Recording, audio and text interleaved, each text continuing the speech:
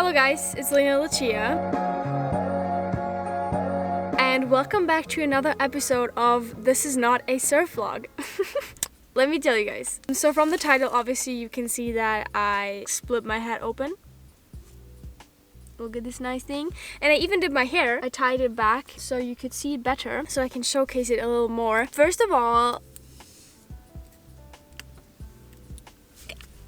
we're so fucking mad. Like, the only surf that I personally had that was good were the first 3 days in Balial, or in Lagida actually. That's around Peniche. And we didn't film anything there really because that was like just a start. We were just so eager to get surfing and we didn't want to film, and we were just in the surf itself, so we didn't film a lot. Luis actually did film a couple of clips of me, but then when he did that, the camera ran out of battery. So I have like 2 clips of me filming, and one of them is a fail that you also can see on my Instagram. If you don't follow me on Instagram, it's LenaLuciia. Definitely do that. It's a lot of fun over there. I actually rented this bad boy.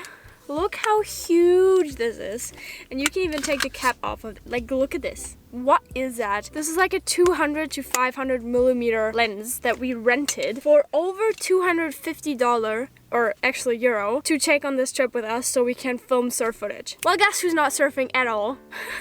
God, we're actually running mad. But why you clicked on this video is obviously because I hit my head. How did that happen? So 4 days ago, we're actually at the same beach right now where it happened. It's called Praia de Salema, and the surf has been pretty bad ever since we left Peniche, because there's been like huge storms. It's been so windy because it's really nice. It's sunny outside. There's not a single cloud, but it's so windy that you can't really stay outside because it's actually cold. I mean, it's still January, so like, but yeah, that was the last big surf that we had, or the last good surf that we had. And then it just got bigger and bigger and messier and messier and like really choppy, and just not a way that you can surf, especially not with a longboard. So we drove around southern West Point and the south of Portugal for actually like 4.5 hours trying to find a good spot that we could surf in, with no success whatsoever. Then we returned back to Arifana. We just basically called it a day, made some food, and went to bed. And then the next day we did kind of the same thing but with our friends, and we ended up in Salema because that was like the only spot that was like somewhat surfable. Mind you, it was still bad. It was still not good at all. It was still very choppy. It was very steep and very hollow, which is not good for a longboard because obviously you can't really turn that thing around and you can't really do a drop in. So since we were so pissed off by not being in the water, we, and also I, just said, okay, you know what, we're just gonna go in the water anyway because we have nothing to lose, right? So we went in the water. Everything was fine. It was good. I was sitting in the water. Luis was actually catching a few waves that were not really that good, but I mean, at least he did manage to get some. And our friend, who is a shortboarder, he also didn't really catch another wave because it was just like, it was not good for any board at all. I sat in the water for like 30 minutes and nothing happened. I didn't catch a single wave because it was just not possible. They were so, you couldn't even see them coming because they were so irregular. Like, it was crazy. I was kind of annoyed by myself just sitting in the water not catching a single wave, so I said, okay, you know what, fuck it, I'm just gonna get the next one that comes in. That one came in and I started paddling, and then a guy that was sitting in the water, I don't know where he was from, I didn't even recognize the language. He just said something to me. I didn't know if it was like, go for the wave, or that's mine, or like, don't do it. I don't know what he said, but I was just a bit occupied by him. I was like, okay, cool. And then I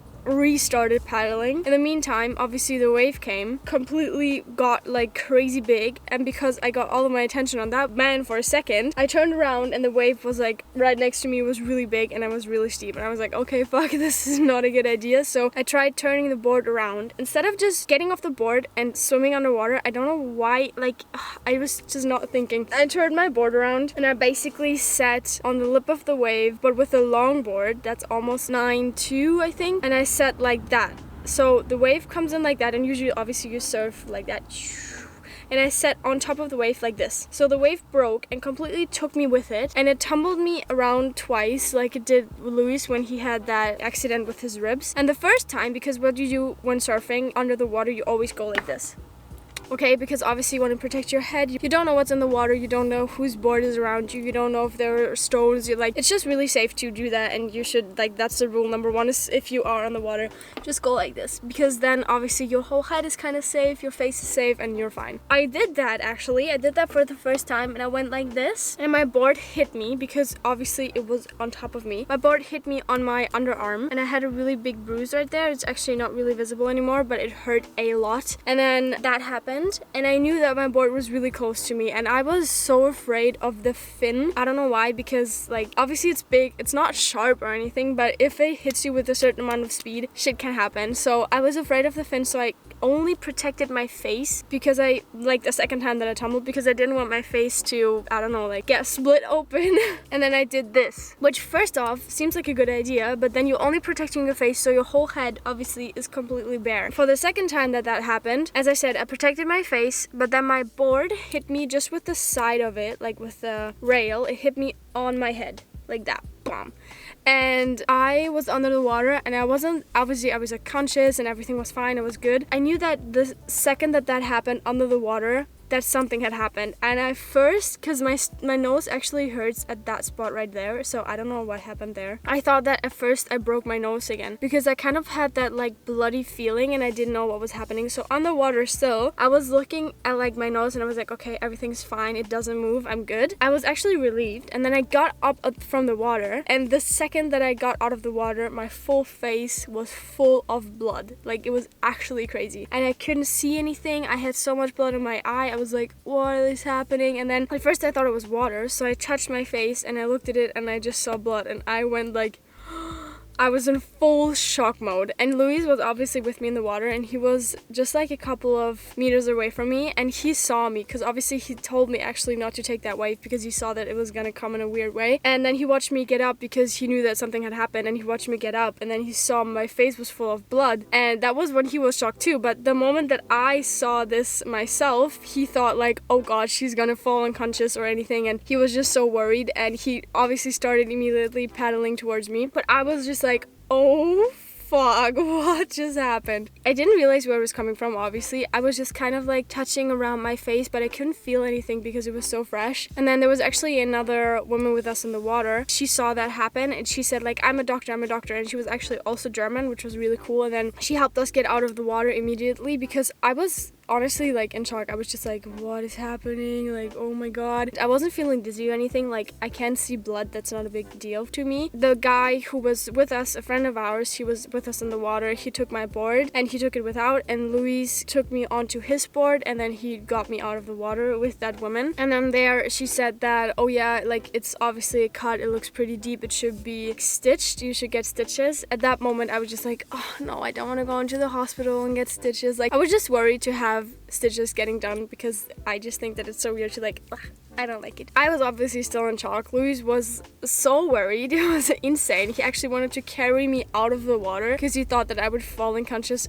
any second, because the minute that he sees his own blood, he's like, he just falls over like that. But I was still fine. We were getting to the beach, so the two friends that we were traveling with, they were a couple, and he did something with like cars, I don't know, and she was a nurse actually. So the second he saw this, he got her, and then she ran to the car and got some like equipment, some stuff. But we just walked over to her, to our car, and it was so crazy because everybody at the beach was like, oh my god, are you okay? Like, it was so crazy. And then I was walking by the street, it's actually just outside here, I can see it from here, and there was a big car standing, and some guys were like behind that car, and they were actually also German. And it was so funny because I was walking by and they just smiled at me because they were just happy, and then the second later they were like, oh my god, are you okay? Do you need some help? I was like, no, I'm fine. And I was just walking back there, and I was so cold at that moment. Like, I feel like all the blood just left my body. It was freezing. That's what happened. And then we got back to the car, and she said, that nurse, her name is Kati, she said that we don't need any stitches, that mostly what happens is that you basically tape it. So that's what happened. She disinfected everything. I was just like, okay, get it over with. Like, I just wanted to be clean, but I thought that it would really hurt. It actually didn't at all. So she actually shaved some of my hair away to get that first strip that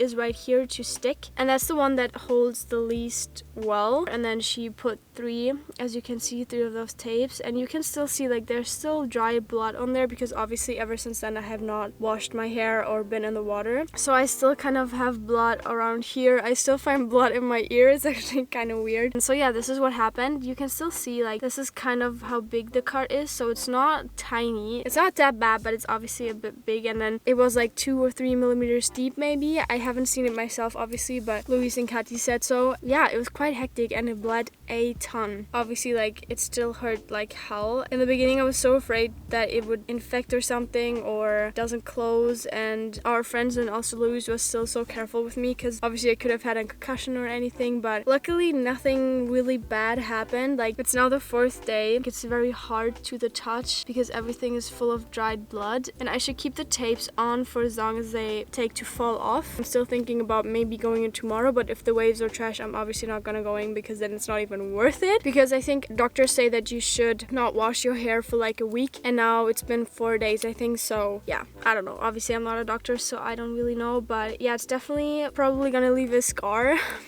which I don't know if that's cool or not. I'm gonna be like surfer Harry Potter. But yeah, that is the story of how I cut my head while surfing, and now I can't surf, but Luz can't surf either because the surf is trash and we are just we're so all over the place. Like we don't even know what to do anymore. We might go and have a beach day today, but it's really windy, so yeah, that's that. Other than that, obviously you can see I'm fine. Everything is good. I was very well taken care of. That is the story of how I cut my head. So be careful, kids, and thank you guys so much for watching, and I will see you guys in one of my next video. Hopefully, maybe, I don't know, I'm not losing hope. Maybe it's gonna be a surf video. We don't know, but yeah. Bye bye.